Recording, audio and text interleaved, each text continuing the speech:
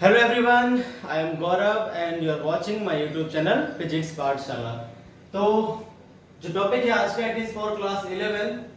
Chapter जो है आपका वो है लॉज ऑफ मोशन और जो टॉपिक है वो कांस्टेंट रिलेशन। तो कांस्टेंट रिलेशन कल भी आपका लास्ट वीडियो लेक्चर में मैंने कवर किया था for class 11।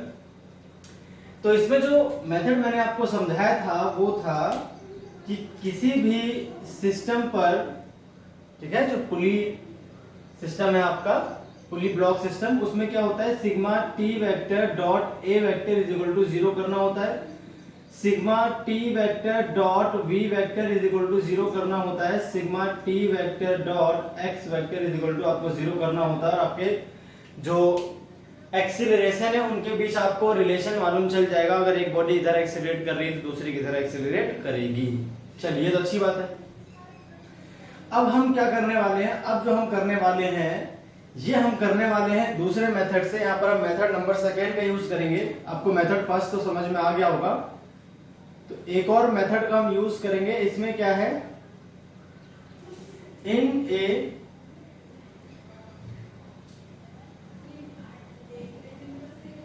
Pulley block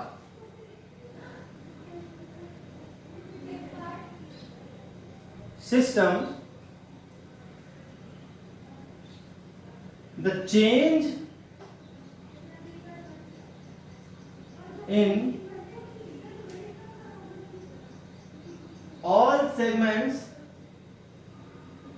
the sum of change in, ऐसे लिखते हैं, ठीक है। The sum of change in all segment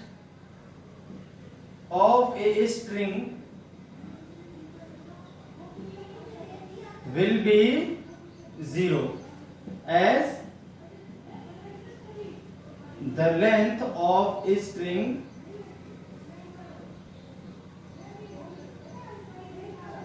cannot be changed। भाई जो स्ट्रिंग है उसकी लेंथ को चेंज तो किया नहीं जा सकता, क्योंकि स्ट्रिंग जो होती है वो आपकी होती है इनएक्सटेंसिबल। तो स्ट्रिंग अगर इनएक्सटेंसिबल होती है तो उसकी लेंथ में हम चेंज नहीं कर सकते। अगर बहुत सारे सेगमेंट आपको दिख रहे हो, अलग अलग जगह को वही स्ट्रिंग दिख रही हो दो ब्लॉक्स के बीच, है ना, तो सभी जगहों पर आपको चेंज देखना है और फिर उन चेंजेस का सम करना है। आपका जो आंसर आएगा नेट वो 0 आ जाएगा। मतलब sigma delta x is equal to होता है 0। डेल्टा एक्स क्या बोलते हैं,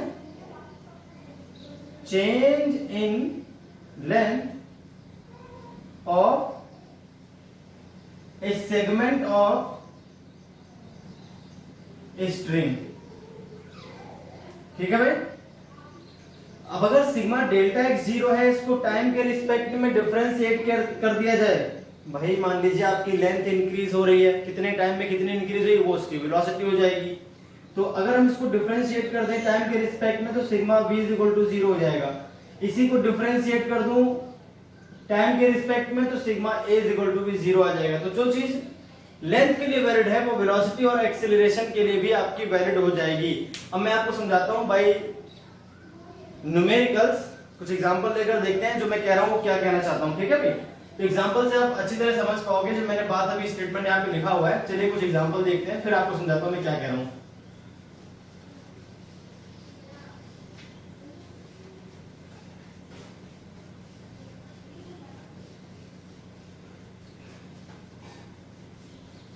देखिए भाई, न्यूमेरिकल नंबर जो फर्स्ट है आपके पास वो कुछ इस तरह से है।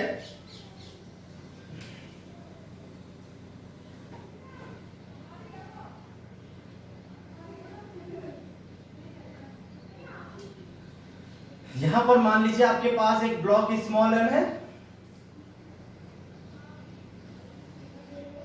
यहां पर एक ब्लॉक कैपिटल M हो गया, या M1 M2 कर लेते हैं ज्यादा अच्छा रहेगा। ये M1 हो गया और ये M2 हो गया। ठीक है भाई। अब इनके बीच देखिए पुलीज है कुछ इस तरह से।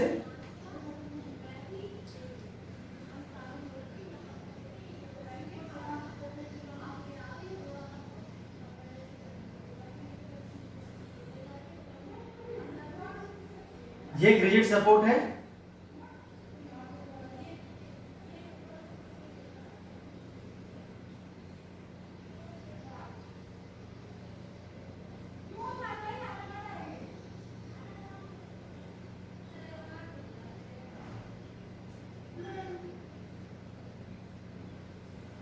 देखिए भाई इस तरह से आपके पास है जो फिगर है वो कुछ इस तरह से बना हुआ है जैसे मैंने आपका बना दिया है। क्लियर होगी बात?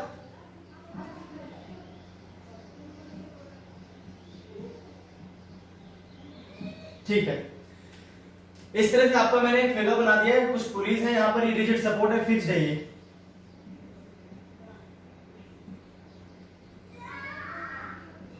ठीक,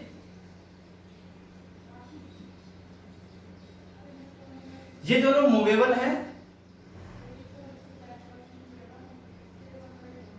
और surfaces are smooth.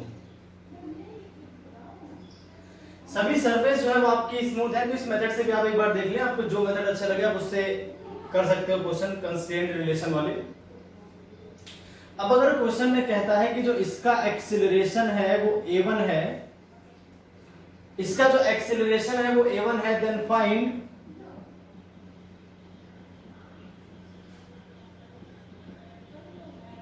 Acceleration of block m2। ये आपका क्वेश्चन है। ठीक है भाई, अगर इसका एक्सीलरेशन a1 है तो what will be the acceleration of m2, ये आपको पता करना है। ठीक है, अब आप ध्यान से देखो, यहां पर कई सेगमेंट है लेंथ के, एक सेगमेंट ये, दूसरा ये, तीसरा ये, चौथा ये, पांचवा ये, छठा ये। First segment, second segment, third segment, fourth segment, fifth segment और ये सिक्स्थ सेगमेंट। सेगमेंट का मतलब हिस्से, तो एक ही रोप के कई हिस्से आपको दिख रहे होंगे, जैसे मैंने बना दिए हैं फर्स्ट, सेकंड, थर्ड, फोर्थ, है ना, इस तरह से बहुत सारे सेगमेंट आपको दिख रहे होंगे इसमें। तो इन सभी सेगमेंट में क्या होगा, जब ये मूव करेंगे तो चेंज आएगा भाई, इसकी भी लेंथ बदलेगी, इसकी भी लेंथ बदलेगी, इसकी भी लेंथ बदलेगी और इसकी भी लेंथ बदलेगी और इसकी भी लेंथ बदलेगी, ऐसे ही तो होगा, है ना। जो लेंथ बदलेगी, है ना, सभी का जो डेल्टा एक्स का सम आएगा वो 0 आएगा, मैंने आपको भी सिखाया था। तो चलिए मान लेते हैं सेम चीज पहले एक्स, ठीक है चलिए मान लिया, एक्सीलरेशन ही कर लेते हैं, कोई दिक्कत नहीं है। एक्सीलरेशन आपका a1 था। अब इसका सॉल्यूशन देखिए आप कैसे करना है।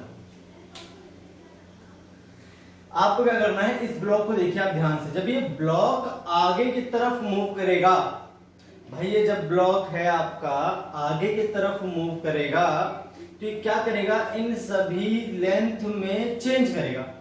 भाई इन सभी लेंथ में क्या करेगा, वो चेंज करेगा, और जो चेंज है उसको डिफरेंशिएट कर दें टाइम के रिस्पेक्ट में तो वेलोसिटी बन जाएगी, एक बार और डिफरेंशिएट कर देंगे तो एक्सीलरेशन बन जाएगा।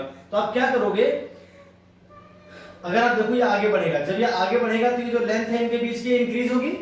आपको ध्यान से देखना है, लेंथ अगर इंक्रीज होगी तो sign will be positive, if length increases sign taken will be positive, if length decreases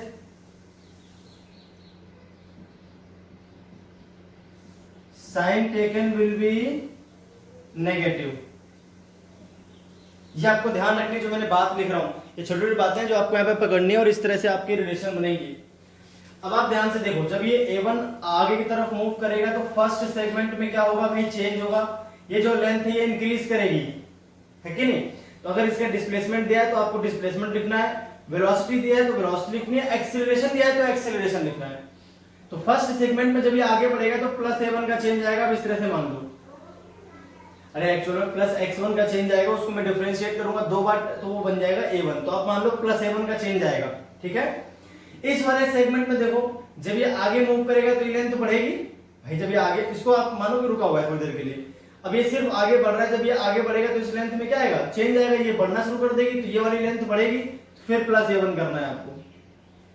third में देखिए जब ये आगे बढ़ेगा तो ये लेंथ क्या होगी, बढ़ेगी, तो फिर प्लस a1 करना है आपको। क्लियर होगी बात। फिर देखिए इसमें जब ये लेंथ बढ़ेगी तो फिर यहाँ पर क्या होगा, प्लस a1 आ जाएगा। फिर देखिए इस वाले में जब ये आगे बढ़ेगा तो इस लेंथ में क्या होगा, प्लस a1 आ जाएगा।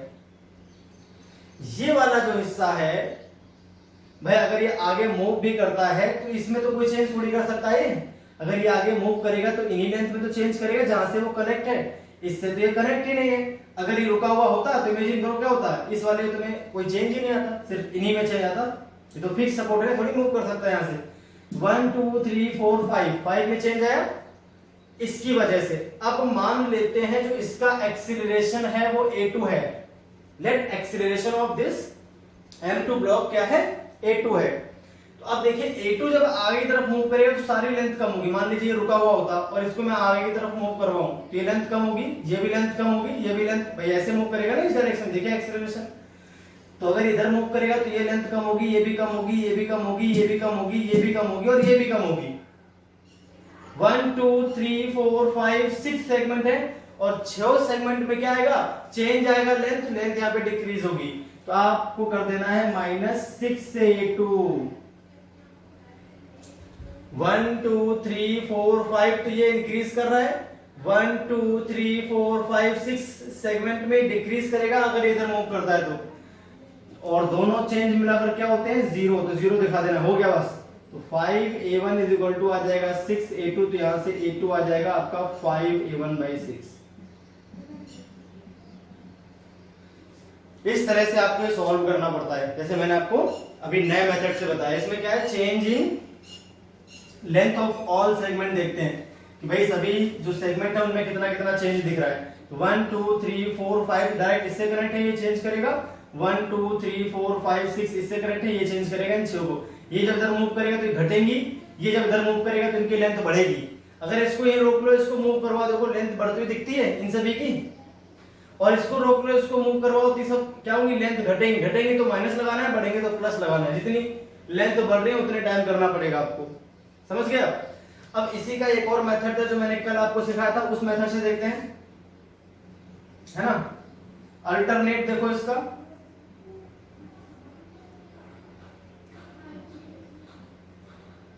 Method second.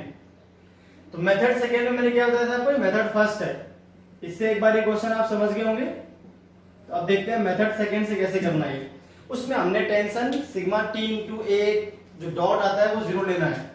देखिए टेंशन कितनी आएंगी, टेंशन आएगी यहाँ पर एक, टेंशन यहाँ पर, वही रोप है, through out the rope tension will be same. अरे रोप तो वही है ना भाई, इस तरह से, है ना। ये अगर इस वाले ब्लॉक पर देखें तो इस वाले ब्लॉक पर 1 2 3 4 5 टेंशन है आपकी। ब्लॉक M1 पर देखा जाएगा अलग से 1 2 3 4 5 टेंशन दिख रही हैं और ये एक्सेलरेट कर रहा है इस तरफ। तो इसको हम बोलेंगे 5 into T into a1 into cos 180 -1, क्योंकि अपोजिट डायरेक्शन में जब एक्सेलरेशन होगा तो माइनस टी इंटू ए कर देना होता है आपको। ये मेथड सेकंड बता रहा हूं, ये तो आंसर हो गया आपका। ठीक है, सेम आंसर इससे भी आएगा। अब इधर देखें इस वाले पे तो सारे के सारे सेम डायरेक्शन में है, तो +6 इंटू टी। अगर इस ब्लॉक को देखें तो इस ब्लॉक पे 6t काम कर रहे हैं। देखिए 1 2 3 4 5 6t और एक चल रहा है a2 से इस डायरेक्शन में, तो +6t into a2 is equal to क्या हो जाएगा भाई, 0। तो यहाँ से t से t कॉमन लेके कैंसिल कर दो, a2 इज इक्वल टू क्या आ जाएगा भाई, 5a1/6। दोनों ही मेथड से देखिए आपका आंसर सेम आ गया है। तो चाहे तो आप चेंज इन लेंथ वाले मेथड से कर लो, चाहे sigma t into acceleration is equal to 0 से कर लो, आपके आंसर वही आते हैं, आंसर में कोई चेंज नहीं आता है। कभी कभी चेंज इन लेंथ वाला थोड़ा इजी पड़ता है जब आपको स्यूडो फोर्स वाले क्वेश्चंस आना शुरू हो जाएंगे, यानी जब एक ब्लॉक दूसरे ब्लॉक के ऊपर मूव कर रहा होगा और जो नीचे वाला ब्लॉक है वो एक्सीलरेट कर रहा होगा। यानी कोई ब्लॉक है जब एक्सीलरेटेड फ्रेम में आ जाएगा तो वहां पर आपको सिग्मा टी इनको थोड़ा ध्यान से लगाना पड़ता है, इसलिए मैं बोल रहा हूं आपको चेंज इन लेंथ वाला भी आना चाहिए। चलिए भाई, ये तो हो गया क्वेश्चन जो आपको समझ में आ गया होगा, है ना। अब इसी क्वेश्चन में, सेम क्वेश्चन में वैल्यू देता हूं और कुछ और चीजें हम पूछ सकते हैं, जैसे टेंशन भी पूछी जा सकती है। अभी तो मैं आपको सिर्फ बता रहा हूं एक्सीलरेशन में हम रिलेशन कैसे निकालते हैं। अब अगर हम इसी क्वेश्चन में टेंशन पूछ ले, कितनी टेंशन काम कर रही है ना, दूसरे ब्लॉक का एक्सीलरेशन पूछ ले तो आपको वो भी निकालना पड़ सकता है, उसके लिए आपको इक्वेशंस बनानी आनी चाहिए। ठीक है, ये सिर्फ अभी आधा काम हो रहा है। यहाँ पर तो हम सिर्फ दो बॉडीज के बीच एक्सीलरेशन का जो रिलेशन है वो पता कर रहे हैं कि दोनों का जो एक्सीलरेशन है वो किस तरह से आपस में रिलेट करता है।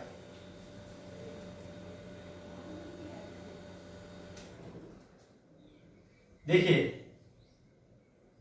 अगर हम क्वेश्चन देखते हैं तो सेम क्वेश्चन को हम अभी आपके पास मान लीजिए वही क्वेश्चन है,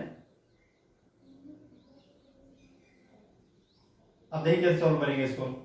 ये मान लीजिए आपका 10 kg है,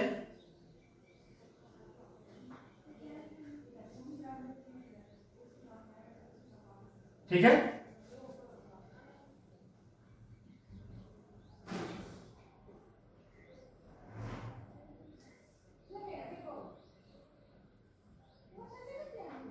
और यहां पर आपका जो ब्लॉक था, अगला वाला ब्लॉक, ये है आपका मान लीजिए 20 kg। कितना है भाई? 20 kg ब्लॉक है ये आपका जो है।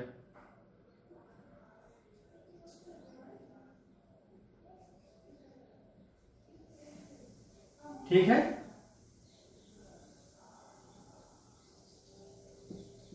इस तरह से वही क्वेश्चन है, बस मैं वैल्यूज दे रहा हूं मैं और थोड़ा कॉम्प्लिकेट कर रहा हूं इस क्वेश्चन को। मान लेते हैं मैंने यहां पर जो F लगाया है, ये जो फोर्स है वो मान लीजिए आपका 100 न्यूटन का आपने यहां पर फोर्स लगा दिया। यही क्वेश्चन है। अब आपसे कह रहा है कि आपने F इज इक्वल टू 100 लगा दिया, तो आपको क्या क्या पता करना है इसमें? Find acceleration of both blocks and tension in the rope. ये आपका क्वेश्चन है, इस बार सेम क्वेश्चन है, बस अब चीजें बढ़ा दी है मैंने। देखिए अब कैसे करेंगे। अब क्या है,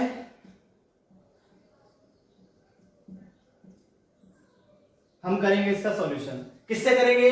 फ्री बॉडी डायग्राम हम जानते हैं बनाना कैसे बनता है। अब देखिए प्रॉब्लम क्या है, ऐसे क्वेश्चंस में दोनों बॉडीज का जो एक्सीलरेशन है वो सेम नहीं होता। अगर ये सीधे एक ही स्ट्रिंग से बंधे होते तो इन दोनों का एक्सीलरेशन सेम होता, लेकिन जब इस तरह का कॉम्बिनेशन आता है बहुत सारी पुलिस का, तो दोनों का एक्सीलरेशन सेम होगा ऐसा कोई जरूरी नहीं है। तो आपको करना क्या है, सबसे पहले आप सॉल्यूशन में दोनों बॉडीज का एक्सीलरेशन मानोगे सबसे पहले। तो आप क्या करोगे, आपने मान लीजिए इसका एक्सीलरेशन मान लिया इस डायरेक्शन में है भाई a1। कितना है? a1। Acceleration of block first जो है वो आपका मान लीजिए a1 है। इसको इससे मान लेता हूं ब्लू कलर से। और जो एक्सीलरेशन दूसरी बॉडी का है वो मान लीजिए आपका a2 है। ठीक है, इसका एक्सीलरेशन a1 और इसका एक्सीलरेशन क्या मान लिया आपने? a2। और सुनिए, टेंशन जो आएंगी तो टेंशन यहां पर आएगी T, यहां पर आएगी T, यहां पर आएगी T, यहां पर भी आ जाएगी T और यहां पर भी आ जाएगी T। यहां पर ऐसे, यहां पर ऐसे, ऐसे ऐसे ऐसे ऐसे और ऐसे। हर सेगमेंट में टेंशन काम करती है। सभी टेंशन किस किस पर काम कर रही है आपको पता होना जरूरी है। देखिए ये वाली, ये वाली, ये वाली और ये वाली तो इस वाले ब्लॉक पे कर रही है। ये पांचों टेंशन इस वाले ब्लॉक पर है और जो ये अकेले टेंशन है वो इस वाली रिजिड सपोर्ट पर है। ये आपकी एक रिजिड सपोर्ट है यहां पर बीच में। ठीक है, फिक्स्ड सपोर्ट है। अब आप क्या करोगे, देखो अब आपके पास तीन वेरिएबल है। एक तो हो गया a1, we have three variable. First is a1, second is a2 and the other is t। तो अगर आपके पास अगर तीन वेरिएबल है तो you must have three equations. अगर तीन वेरिएबल को आपको सॉल्व करना है तो कम से कम तीन इक्वेशंस तो रिक्वायर्ड है ही। ठीक है, अब आपको तीन इक्वेशंस बनानी है। एक इक्वेशन तो आप बनाओगे कंस्ट्रेंड रिलेशन से। अरे किससे बनाओगे भाई? कंस्ट्रेंड रिलेशन से। तो एक इक्वेशन आपकी बनेगी कंस्ट्रेंड रिलेशन से। ठीक है, और बाकी दोनों अलग अलग बॉडीज के फ्री डायग्राम से आपकी इक्वेशंस बनकर तैयार हो जाएंगी। तो कंस्ट्रेंट रिलेशन तो आप जैसे बनाए वैसे कर सकते हो, सिग्मा टी इंटू ए से करो चाहे चेंज इन लेंथ से करो, वो आपकी मर्जी के ऊपर डिपेंड करता है। मैं इसको यहां से मिटा रहा हूं, जगह थोड़ी कम पड़ती है।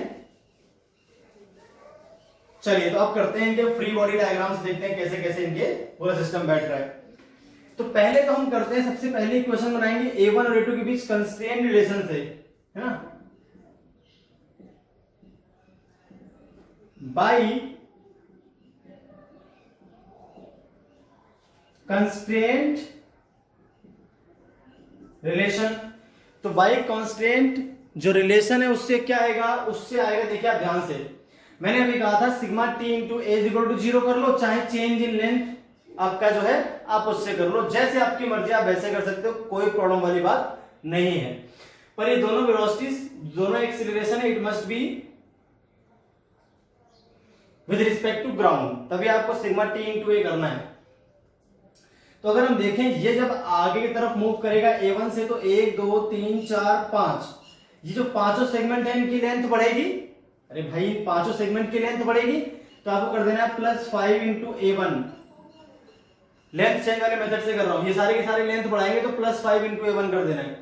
जब ये आगे की तरफ मूव करेगा तो ये सारी चीजें क्या है, डिक्रीज होंगी, 1 2 3 4 5 6, जब ये आगे मूव करेगा, मान लीजिए कुछ देर बाद यहां पर आ गया, तो इतनी इतनी लेंथ कम होगी सभी में से, लेंथ जो कम हो रही है तो माइनस लगाना है, कितनी बार, इसमें भी कम करेगा, इसमें भी, इसमें भी, इसमें भी, इसमें भी और इसमें भी, 6 हिस्सों में कम करता है लेंथ को, तो 6 इंटू A2 कर देना है, और सब सारा जो चेंज है मिला करके आना चाहिए 0, क्योंकि जो लेंथ है इसकी एक्चुअली में बदली नहीं, अगर यहां से बढ़ती है तो यहां से वापस घटेगी, जितनी बड़ी है उतनी घटेगी, 0 आना चाहिए आंसर।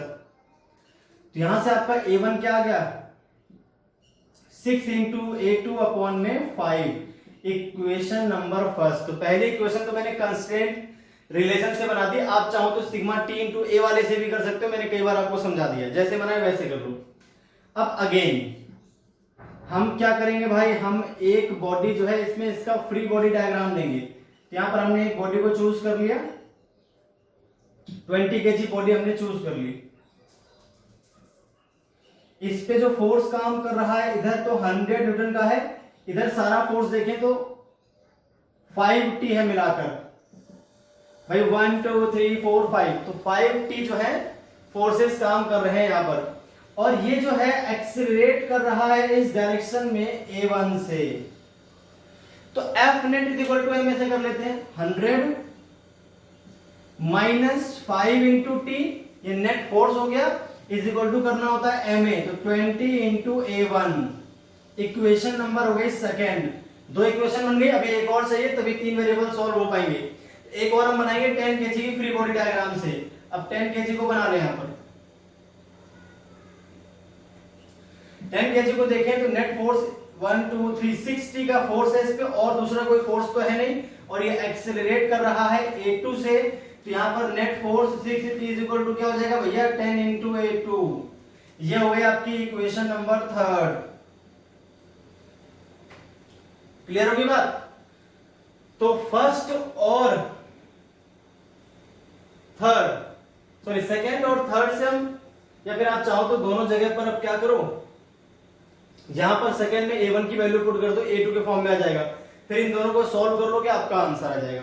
ये समझे बात? देखिए इस तरह से अब सॉल्व करना है तो आप कर सकते हो इजीली सॉल्व, तीन इक्वेशन मैंने बना दिए, तीनों को आपको सॉल्व करना आना चाहिए, फर्स्ट ये हो गई, सेकेंड ये हो गई, थर्ड ये हो गई। तो अब कैसे सॉल्व करेंगे आप देखो, putting the value of A1 from first इन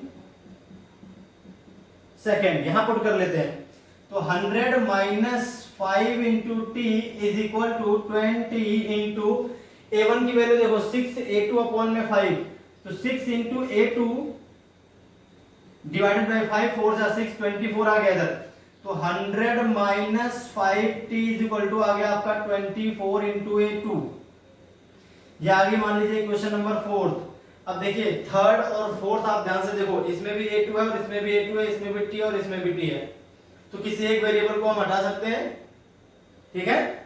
तो अब क्या करेंगे,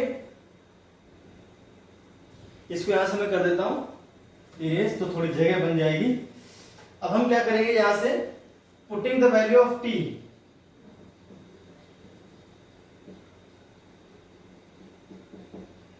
putting the value of T from third in fourth,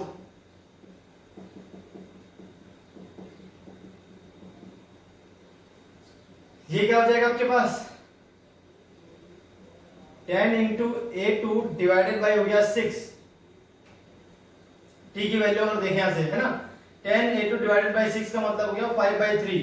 तो टी की वैल्यू यहां से क्या आएगी 5/3 A2। तो टी के प्लेस पे आपको 5/3 A2 यहां पर पुट कर देना है। तो 100 माइनस 5 इंटू टी के प्लेस पे आपको पुट करना है 5/3 into A2 is equal to आ जाएगा आपका 24 A2। ठीक है भाई। तो यहां से अगर हम आगे देखें तो क्या आ जाएगा 5 5 तो 25 300 minus 25 A2 is equal to 3 से मल्टीप्लाई कर देंगे 24 में।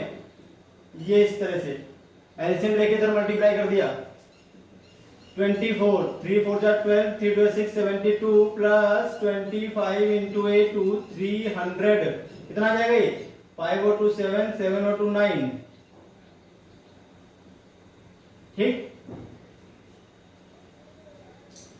ये आ गया आपका 300 divided by 97 is equal to A2। एक तो आंसर ही आ गया भाई। दूसरे ब्लॉक का जो एक्सेलरेशन आपके सामने है। अब अगर फ्रॉम फर्स्ट देखें है ना इसको इरेज कर देता हूं। A2 निकल आया A2 निकल आया तो आप क्या कर सकते हो इजिली यहां पर देखिए A1 कितना आएगा तो आप लिख देंगे from first A1 is equal to क्या हो जाएगा A1 is equal to 6 into A2 की वैल्यू क्या रखी है 300 डिवाइडेड बाई 97 यहां पर आ जाएगा 5। तो फर्स्ट इक्वेशन से मैंने कर दिया इसको हटा दे रहा हूं इक्वेशन हटा दो। अभी जो वैल्यू आएगी आपका आंसर हो जाएगा।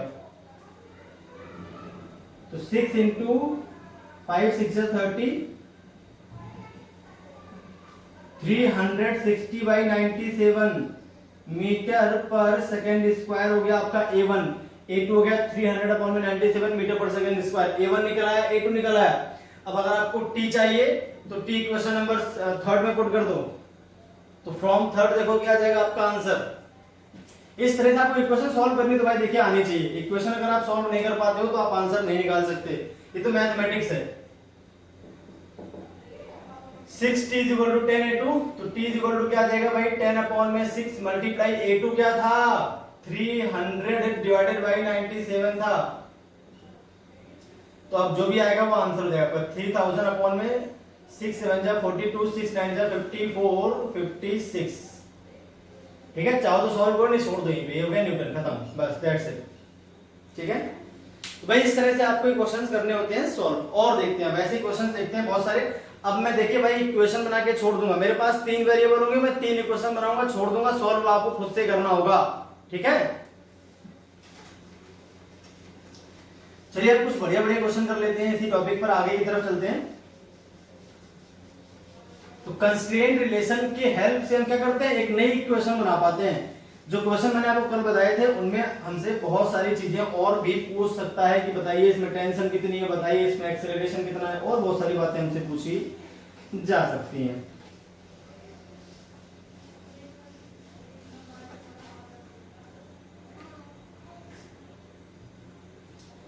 तो चलिए मान लेते हैं आपके पास जो है क्वेश्चन मैं आपको देता हूं इस तरह से। क्वेश्चन में लिख दे रहा हूं आप फिर देखेंगे इकट्ठा एक बार में।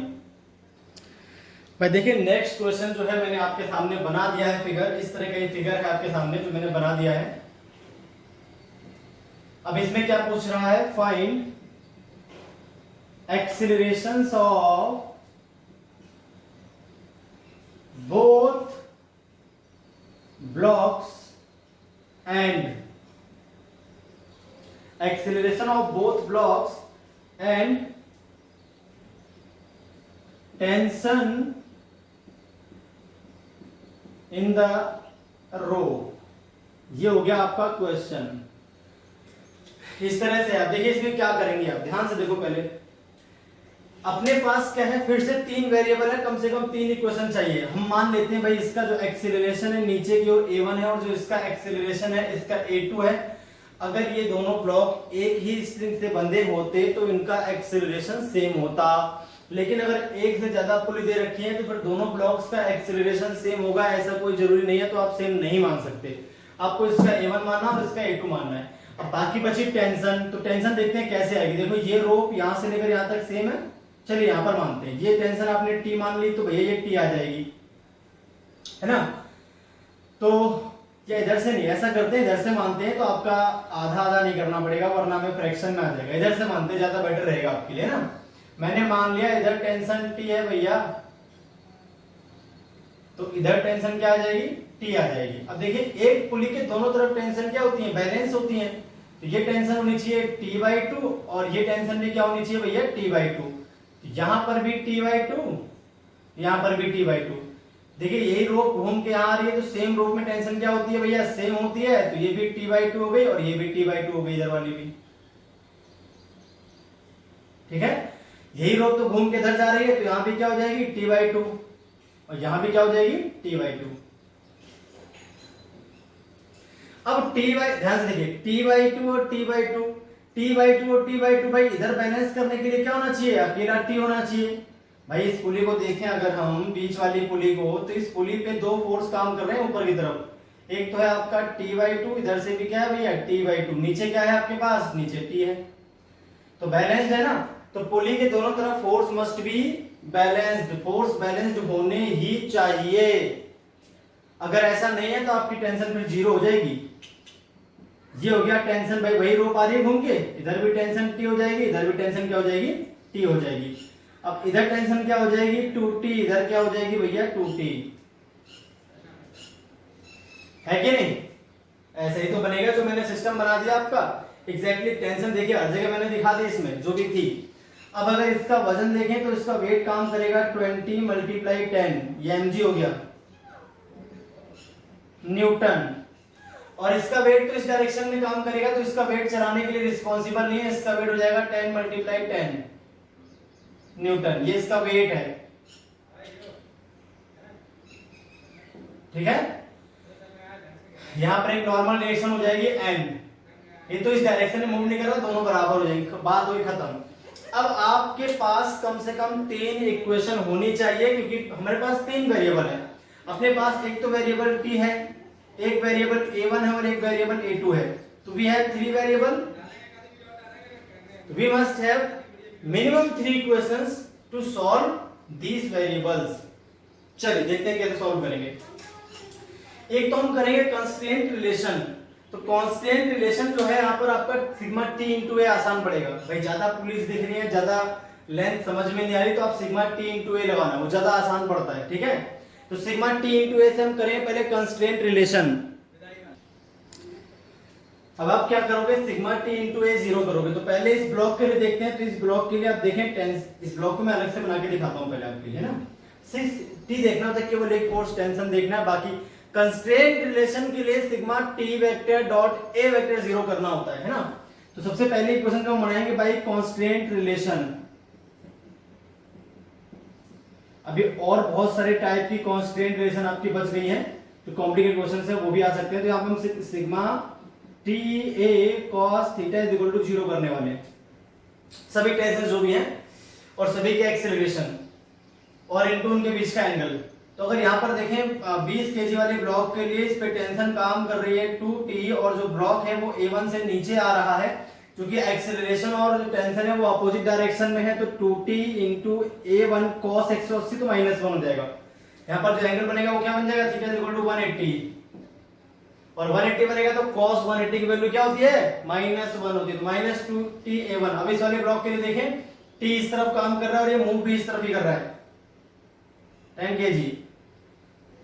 t इस तरफ काम कर रहा है और ये मूव भी किधर कर रहा है, सेम डायरेक्शन में। दोनों जो टेंशन और एक्सीलरेशन है both are in same direction. तो यहां पर आ जाएगा t into a2 is equal to क्या आ जाएगा 0। t से t कैंसिल कर दो तो यहां पर आ जाएगा आपका 2a1 is equal to a2। Equation number first हो गई, हमारे काम आएगी। एक तो कंस्ट्रेंट रिलेशन, एक इक्वेशन हमने बना ली। अब अगर हमने एक इक्वेशन बना ली है तो बाकी दोनों इक्वेशन बनेंगी by free body diagram of both blocks. तो अब हम बात करते हैं दूसरी इक्वेशन के लिए। अब इनको हटा देते हैं। इक्वेशन आपको मिली गई पहली इक्वेशन, ठीक है। तो अब आप ध्यान से देखेंगे,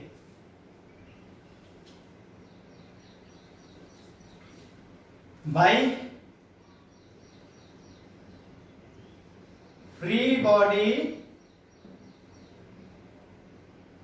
डायग्राम। तो फ्री बॉडी डायग्राम बनाते हैं पहले 20 केजी का, बहुत ध्यान से देखो 20 केजी। 20 केजी पे एक फोर्स तो काम कर रहा है 2t, ऊपर की ओर एक फोर्स काम कर रहा है 200 न्यूटन। देखिए फ्री बॉडी डायग्राम में आपको जितने फोर्स हैं सारे लेने होते हैं, और जब हम कंस्ट्रेंट रिलेशन देख रहे होते हैं तो केवल टेंशन देखनी होती है। ध्यान रखना है आपको, कंस्ट्रेंट रिलेशन का फॉर्मूला ये होता है, तो वहां पर हम सिर्फ टेंशन और एक्सीलरेशन देखते हैं, वहां पर और दूसरा कोई फोर्स नहीं देखा जाता, लेकिन यहाँ पर सारे फोर्स देखते हैं। ये एक्सीलरेशन आपका a1 है, अब ये मूव कर रहा है नीचे की ओर, तो 200 minus 2t is equal to आ जाएगा 20 into a1, F net is equal to ma। Equation number हो गई आपकी ये सेकेंड। अब अगर हम फ्री बॉडी डायग्राम बनाते हैं 10 केजी के लिए, तो 10 केजी को देखो, इधर टेंशन काम कर रही है t, इसका वजन काम कर रहा है इस तरफ 100, और इसका जो नॉर्मल रिएक्शन है वो इस तरफ है, जो इसका एक्सीलरेशन है वो in this direction of tension, along tension. तो यहाँ पर इस डायरेक्शन में तो कोई मोशन ही नहीं है, तो n इज इक्वल टू तो आपका आ गया 100। ठीक है, इसकी हमें जरूरत नहीं है क्योंकि हमसे पूछा नहीं गया, चाहो तो निकाल दो, नहीं तो कोई जरूरत नहीं थी। अब अगर देखें इस डायरेक्शन में, तो t इज इक्वल टू क्या आ जाएगा, t इज इक्वल, भाई एक ही तो फोर्स है, अगर इस डायरेक्शन में देखा जाए अलोंग द ग्राउंड, इस डायरेक्शन में देखा तो ये आ गया, तो नेट फोर्स क्या है t, t is equal to क्या होता है ma, ma का मतलब हो गया, ब्लॉक क्या था 10 केजी का ब्लॉक था ये, तो 10 इंटू a2, इक्वेशन नंबर होगी भैया आपकी थर्ड। तीन इक्वेशन, तीन वेरिएबल आप इजीली सॉल्व कर सकते हो, भाई सॉल्व करना आपको आना चाहिए। First equation, second equation and third equation, we have 3 equation and 3 variable. आप किसी में से भी किसी की वैल्यू किसी में पुट कर सकते हो और आपका आंसर निकल आएगा बहुत इजीली। अब क्या करो, a1 की वैल्यू और t की वैल्यू दोनों को यहां पुट कर दो, आपका a2 निकल आएगा इजीली। भाई देखिए यहां से t इज इक्वल टू क्या है 10a2 है ना, तो t इज इक्वल टू अगर 10a2 यहां पर हम पुट कर दे और a1 की वैल्यू देखें यहां से, तो a2/2 आएगी, तो यहां पर सिर्फ a2 वैल्यू बचेगा, बहुत इजीली निकाल सकते हो। ठीक है, सॉल्व, चलिए मैं कर देता हूं फटाफट। Putting value of t and t कहां से, from third, and a1 from first in equation second। यहां पुट करते हैं तो 200 माइनस 2 इंटू टी के प्लेस पे आप पुट कर दो 10a2 is equal to 20 into a1 के प्लेस पे यहां से आ जाएगा a2/2, ये आपका हो गया 10 इंटू a2, इधर क्या हो गया -20a2, इधर क्या हो गया भैया 200, तो 200 इज इक्वल टू आ गया 30a2, तो 20/3 आ गया आपके पास a2, ये हो गया 20/3 जो है वो आपका आ गया a2, तो a2 की वैल्यू आ गई 20/3। अब 20/3 आ गई तो यहां पर फ्रॉम फर्स्ट देखो a1 कितना आ जाएगा a2/2, a2 की वैल्यू आप निकाल चुके हो, कितनी निकाली है 20/3 इंटू 2, तो 20/6, 10/3 मीटर पर सेकंड स्क्वायर हो जाएगा। a1 निकला है, फ्रॉम सेकंड देख लो, है ना, फ्रॉम अगर हम सेकंड देखें तो फ्रॉम सेकंड हमें क्या मिल जाएगा,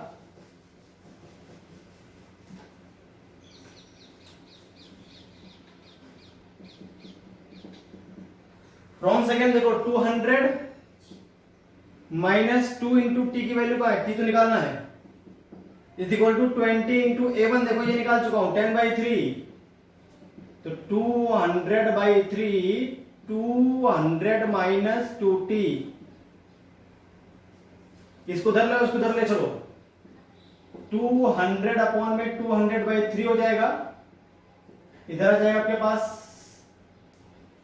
2t, ये सॉल्व करने पर बचेगा 400/3 इज इक्वल टू 2t, तो ये आपका t आ जाएगा कुल मिला के 200/3 न्यूटन, ये लो आंसर हो गया, दैट्स इट। तो इस तरह से आपको सॉल्व करना था ये क्वेश्चन, आपके समझ में आ गया होगा भाई। इस तरह क्वेश्चंस में जब हमको पूछता है सभी एक्सेलरेशन और टेंशन, तो आपको एक तो कंस्ट्रेंट रिलेशन वाली जो मैंने आपको समझाया था वो बनाना आना चाहिए, बिना उसके तो काम बनेगा ही नहीं आपका। अगर वो आप नहीं बना पाते हो तो आप भूल जाओ, क्वेश्चन कर पाओगे। ठीक है भाई, तो एक तो वो, और इसके बाद जो फ्री बॉडी डायग्राम मैंने आपको सिखाए थे वो, उनकी हेल्प से हमें बड़े बड़े क्वेश्चन बहुत इजीली सॉल्व कर सकते हैं। चलिए एक आध क्वेश्चन और देख लेते हैं इसी टॉपिक पर। चलिए तो भाई एक और क्वेश्चन देख लेते हैं। इस क्वेश्चन में क्या है आपके पास, मैंने आपको क्वेश्चन पहले ही बताया, आपकी बात इसको डिफरेंट मेथड से दिखाता हूं मैं आपको, बिना स्यूडो कोड्स के हेल्प से कैसे करेंगे इस क्वेश्चन को।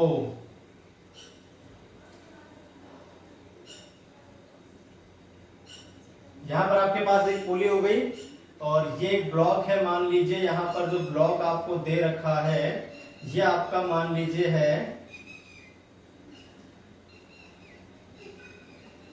20 kg का, और यहां पर आपके पास एक पुली है और इससे एक ब्लॉक यहां है और दूसरा ब्लॉक आपके पास यहां दे रखा है। ये मान लीजिए आपको दे रखा है 5 kg और ये मान लीजिए आपको दे रखा है 10 kg। इसे 5 कर लेते हैं, ऊपर चलेगा, ये 10 कर लेते हैं। ठीक है, इसको मान लेते हैं नीचे की तरफ मूव कर रहे हैं इस तरह से। ये पूरा आपका सिस्टम है। अब आपको इस केस में फाइंड करना है, find acceleration of all blocks with respect to ground and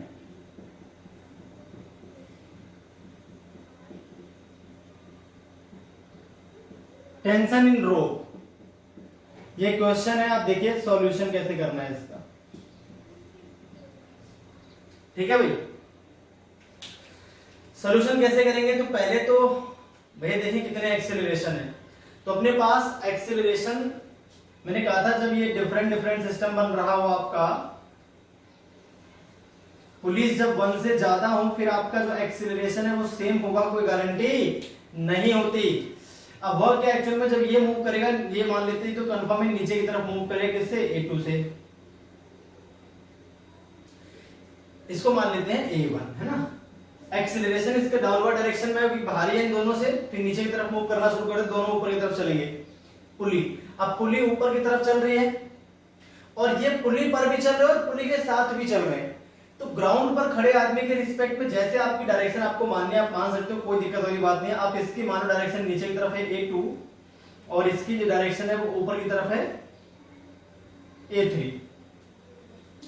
आप इन डायरेक्शन को चेंज भी कर सकते हो, मुझे नहीं पता है किधर मूव करेगा, मैंने तो ऐसे ही मान लिया रैंडमली। अगर इनका आंसर प्लस का है मतलब मैंने सही मानी थी, अगर इसका आंसर माइनस का आ गया तो मेरी डायरेक्शन में उल्टी कर दूंगा। जैसे मान लो A2 आ गया -10, मैं बोलूंगा भाई जो अपना 10 kg ब्लॉक है वो ऊपर की तरफ चल रहा है 10 मीटर पर सेकंड स्क्वायर से। तो आपको स्टार्टिंग में जब ये ना पता हो कि कौन सी बॉडी किधर मूव करेगी तो घबराने की कोई जरूरत नहीं है। आप चाहो सभी को सेम डायरेक्शन में मान लो, आप चाहो किसी को ऊपर किसी को नीचे मान लो। अब इसका दिख रहा है कंफर्म नीचे की तरफ ही मूव करेगा, इसका और इसका मुझे नहीं पता किस तरफ मूव करेंगे, तो मैं अपने दिमाग से कर लिया इसको नीचे और इसको ऊपर। अब जिसका भी आंसर प्लस का आएगा भाई, जिसका भी आंसर प्लस का आएगा वो तो सही डायरेक्शन मान लिए हैं, और जिसका भी आंसर नेगेटिव आएगा उनकी डायरेक्शन को मैं आंसर में पलट कर लिख दूंगा, और कुछ भी आपको टेंशन लेने की जरूरत नहीं है। चलिए तो अब बनाते हैं इसमें टेंशन। तो T तो T तो T तो T, यहां पर आ जाएगा 2T। अरे 2T कैसे आ गया, पुली की दोनों तरफ बैलेंस, ये T है ये T है तो 2T हो जाएगा।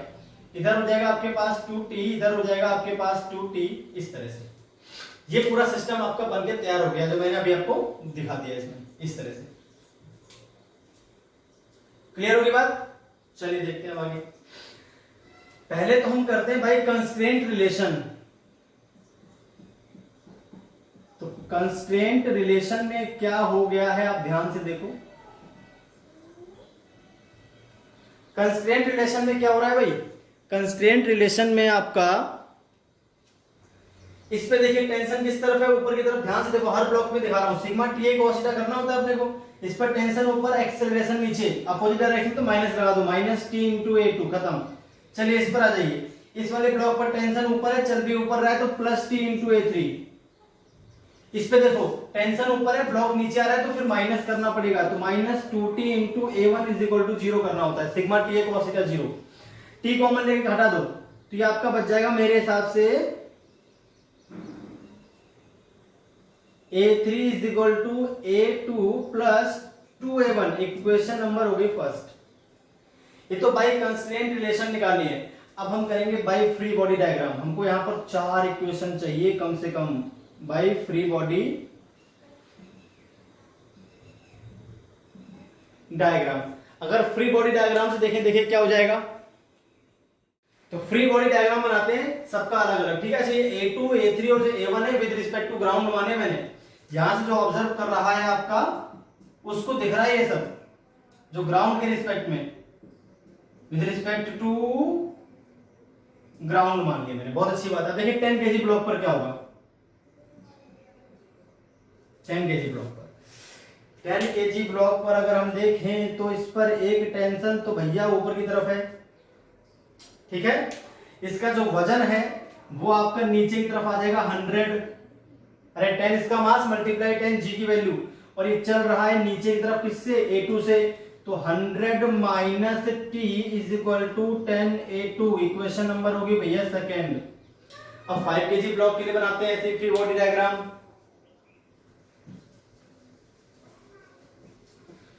चार इक्वेशन बनेगी, चारों को सॉल्व करना आपको आना चाहिए। अगर आप सॉल्व नहीं कर पाते हो इक्वेशन तो प्रॉब्लम वाली बात है, आपको आना ही चाहिए। 5 kg को देखते हैं, T ऊपर काम कर रहा है, इसका जो वेट है वो 50 काम करेगा नीचे की तरफ न्यूटन, और ये चल रहा है ऊपर की तरफ A3 एक्सेलरेशन से, तो इसकी जो इक्वेशन बनेगी, कौन सा वाला ब्लॉक है ये, 5 kg, ये 10 kg था, T माइनस 50, भाई ऊपर चल रहा है तो T ज्यादा है, जाहिर सी बात है, तो क्या हो जाएगा आपके पास T minus 50 is equal to 5A3,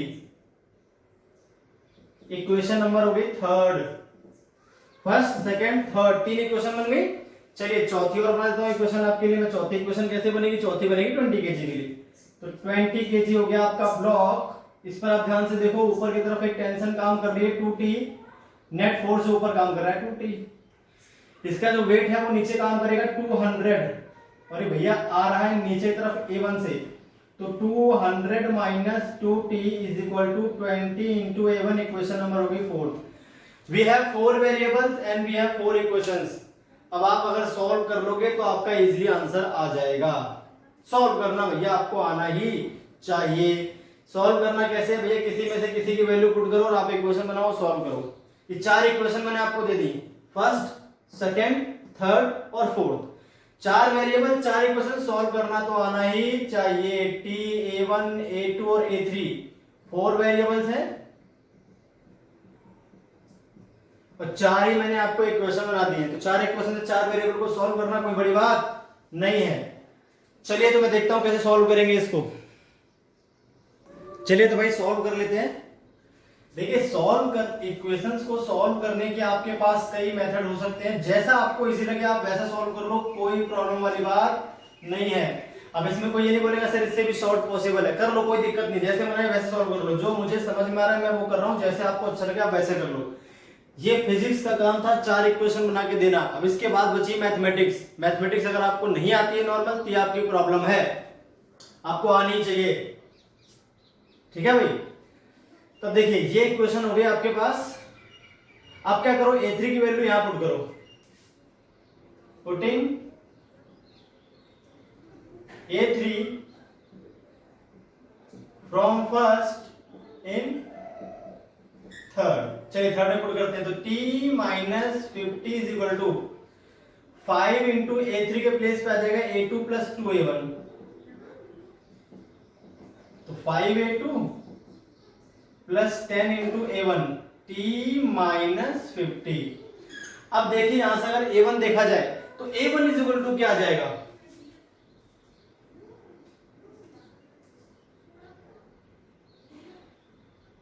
अगर फ्रॉम 4 देखें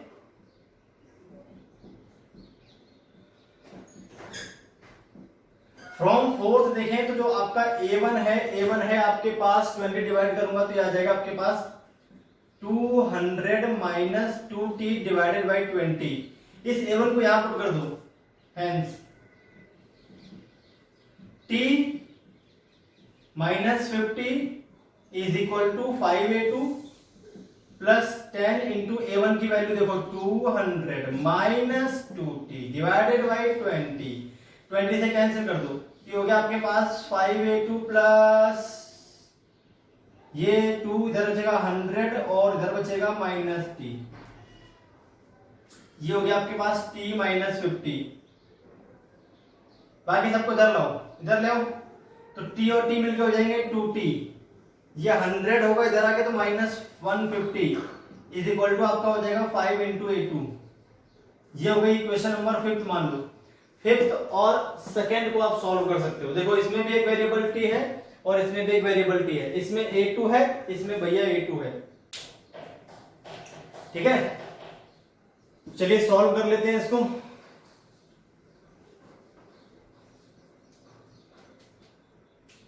a2 और t तो निकल आएंगे यहां से, a2 और t निकल आएंगे तो भैया a1 आप यहां से पता कर लेना और a3 यहां से कर लेना, कोई दिक्कत नहीं। इसको मैं इरेज कर देता हूं, इक्वेशन नंबर 3 की हमें कोई रिक्वायरमेंट है नहीं अभी, इसको हटा दो। इक्वेशन लिखे रहने देते हैं, कभी काम आ जाए बाद में, इसलिए मैंने मिटाई नहीं है। अब आप देखो बहुत ध्यान से,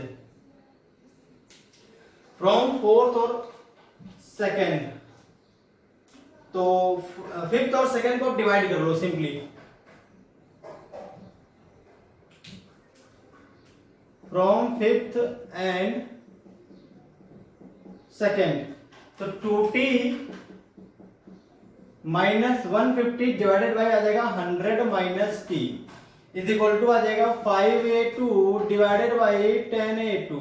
a2 से भाई a2 हो गया कैंसिल हो गया, इधर मल्टीप्लाई कर लो, 20t minus 1500 is equal to हो जाएगा आपके पास 500 माइनस 5t, इसको उधर ले चलो 2000 इज इक्वल टू हो गया 25t। t कितना आ गया भैया आपके पास 80, लो आ गया t।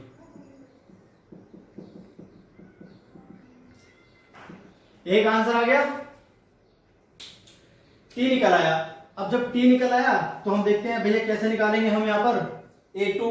अब a2 कैसे निकालेंगे, कहीं से निकाल दो, अब चाहे यहां से निकाल दो चाहे वहां से निकाल दो, आपकी मर्जी है। तो अब कर लेते हैं फ्रॉम,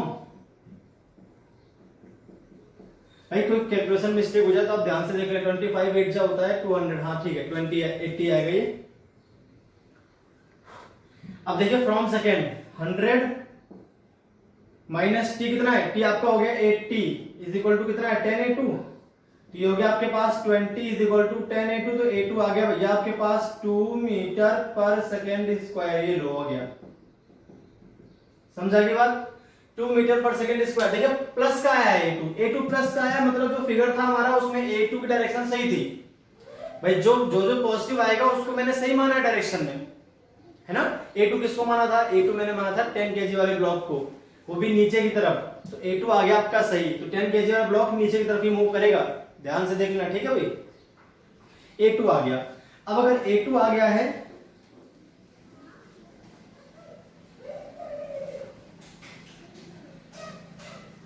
a2 आ गया आपके पास, यहां से देखिए फ्रॉम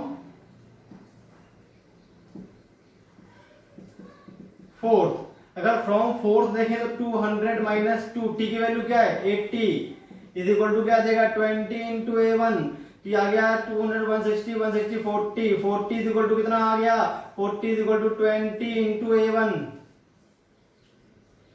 सही है ना, ठीक है। तो कितना आ जाएगा भैया आपके पास 2 मीटर पर सेकेंड स्क्वायर, ये भी आ गया, लो a1 भी सही आया है। a1 मैंने किसको माना था आपका, a1 पॉजिटिव आया, पॉजिटिव का मतलब सही डायरेक्शन मान लिया मैंने, तो a1 आपका ऊपर की तरफ ही मूव कर रहा है, मैंने ऊपर ही माना था, सॉरी नीचे माना था, a1 इधर माना था, तो a1 पॉजिटिव है मतलब सही माना, a1 में कोई दिक्कत नहीं है। a1 से हो गया आपका a2 सही मान लिया डायरेक्शन मैंने, ये देखिए डायरेक्शन इत्तेफाक से सही आ रही है, इनकी वैल्यू पॉजिटिव आ रही है मतलब सही मूव कर रहे हैं। अब आपके पास एक इक्वेशन थी कौन सी वाली, a3 निकालना बाकी रह गया है, तो इक्वेशन थी a3 वाली, देखिए मैंने यहां पर पुट की थी, putting the value of a3, ये a3 लिखा हुआ था, ये a3 तो थी, A3 के प्लेस पे लिखा था, मतलब A3 बराबर था A2 plus 2A1। Now as A3 is equal to था आपका, मैंने मिटा दिया है, A2 प्लस 2A1। A2 कितना आया भैया? A2 आया है आपका 2 और A1 कितना आया है? A1 आपका आया है 2, तो 2 इंटू 2 ये आ गया आपके पास 6। सारे के सारे डायरेक्शन मैंने सही माने थे। अगर आपका एक्सीलरेशन प्लस में आ रहा है मतलब आपने सारी डायरेक्शन सही मानी थी। ये देखिए इत्तेफाक है, ऐसा नहीं कि मैंने पहले से क्वेश्चन सॉल्व कर रखा था, ये इत्तेफाक था, ये आपका हो गया कि सारे की सारी डायरेक्शन कैसे आ गई है, सही मान ली मैंने। यानी जो ब्लॉक आपके पास था यहाँ पर, ये तो नीचे तरफ मूव कर रहा था पहला वाला ब्लॉक, यहाँ पर दो ब्लॉक थे, ये वाला ब्लॉक ऊपर मूव कर रहा है और ये वाला ब्लॉक आपका नीचे की तरफ ही मूव कर रहा है। इसका एक्सीलरेशन में नीचे माना था, आंसर इसका प्लस आया, मतलब ये नीचे मूव कर रहा है। इसका एक्सीलरेशन मैंने ऊपर माना है, ऊपर माना और प्लस का आ गया, मतलब ये ऊपर ही मूव कर रहा है। इसका एक्सीलरेशन मैंने नीचे माना था और ये प्लस का आया है, ये था A1 था ये आपके पास पॉजिटिव आया, मतलब डाउनवर्ड डायरेक्शन में ही है। ये वाला था A3 अपवर्ड डायरेक्शन में ही है और A2 मैंने डाउनवर्ड माना था, तो A2 आपका डाउनवर्ड डायरेक्शन में, ये A2 माना था मैंने, ये A3 माना था और ये A1 माना था। ये सारे पॉजिटिव आ गए, इसका मतलब डायरेक्शन सही मान लिया। अगर मैं गलती से मान लो मैंने A1 को इधर माना होता है ऐसा, तो A1 आपका नेगेटिव आंसर देता। अगर मैं A1 को इधर मान के क्वेश्चन बनाता तो आपका जो A1 था आता इतनी 2 ही आता, बस -2 आता। तो माइनस का मतलब क्या है कि जो मैं डायरेक्शन मान लिया वो गलत मान लिया, इसको उठा के नीचे कर देते, आंसर आपका सही हो जाता। तो कभी भी स्टार्टिंग से आपको ये नहीं घबराना है कि भैया मैं एक्सेलरेशन किस तरफ मानूं, नीचे मानूं कि ऊपर मानूं, सब पता नहीं चल रहा कौन सा ब्लॉक ऊपर जाएगा। अरे कोई दिक्कत नहीं है, जैसी डायरेक्शन माननी है मान लो। आपको इक्वेशन उसी डायरेक्शन के हिसाब से बनानी है। आपका आंसर अगर नेगेटिव आता है तो आपने जो डायरेक्शन मानी थी उसको रिवर्स कर देना आंसर में कि भैया मैंने ऊपर मानी थी और आंसर नेगेटिव आया, मतलब डायरेक्शन नीचे की तरफ है। मैंने अगर ऊपर माना था और आंसर नेगेटिव आया, डायरेक्शन नीचे। अगर मैंने नीचे मानी थी डायरेक्शन और फिर आंसर नेगेटिव आ गया, इसका मतलब डायरेक्शन क्या है, ऊपर की तरफ है। क्लियर होगी बात? तो भैया यही आपका होता है सॉल्यूशन करने का। तो इस तरह से बहुत सारे क्वेश्चन आज हमने कवर कर लिए। कंस्ट्रेंट रिलेशन को हम कैसे अप्लाई करते हैं प्रैक्टिकल क्वेश्चंस में, जहां पर हमसे टेंशन पूछेगा। तो कंस्ट्रेंट रिलेशन तो आधी चीज थी, वहां से केवल एक इक्वेशन बनती है, इसके बाद आपकी फ्री बॉडी डायग्राम से बनती है, फिर कंबाइनली सबको सॉल्व किया जाता है, फिर आपका आंसर आता है। ठीक है, तो इक्वेशन सॉल्व करना आपको आना चाहिए, फटाफट सॉल्व करनी पड़ेंगी। तो इक्वेशन बनती है आसानी से, सॉल्व आपको मैथमेटिकली करनी पड़ेगी। क्लियर होगी बात? तो आज के लिए इतने क्वेश्चंस कर लेते हैं, फिर हम कल कुछ कॉम्प्लिकेटेड क्वेश्चंस लेकर आएंगे जो आपके होंगे स्यूडो फोर्स पे और आपके constraint relation plus pseudo force मिलाकर हम क्वेश्चंस कल सॉल्व करेंगे। वो कॉम्प्लिकेटेड क्वेश्चंस होंगे। आज वाले जो थे थोड़े इजी थे, कल वाले जो हम करेंगे थोड़े कॉम्प्लिकेटेड क्वेश्चंस होंगे, उन्हें आपको बहुत ध्यान से देखना है। तो आज के लिए इतने, फिर मिलते हैं कल इसी चैप्टर के इसी टॉपिक के कुछ कॉम्प्लिकेटेड क्वेश्चंस के साथ।